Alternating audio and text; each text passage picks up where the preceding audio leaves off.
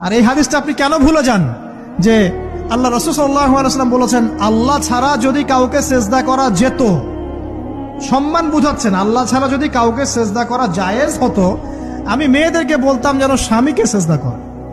কেন? কারণ আপনাকে রেসপন্সিবিলিটি, আপনার খাবার, আপনার ফুড, আপনার শেল্টার, আপনার মানে পুরো দায় দায়িত্ব নিজের হাড় ভাঙা পরিশ্রম দিয়ে, জীবনের ঝুঁকি নিয়ে স্বামী আপনার জন্য করে। সে আপনার সম্মান পাওয়ার যোগ্য তো? সে কি আপনার সম্মান পাওয়ার যোগ্য নয়? আপনি যদি সম্মানের হক আদায় না করতে পারেন তাহলে আপনি অকৃতজ্ঞ।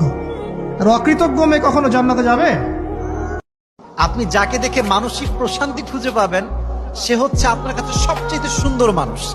এবং মাথায় রাখবেন, মানুষ তার প্রতি আসক্ত হতে পারে যাকে দেখে তার মানসিক প্রশান্তি খুঁজে পায়। কারো কাছে, পৃথিবীর কোন সৃষ্টির কাছে যারা পরিমাণ কিচ্ছু পাওয়ার আশা করবেন না।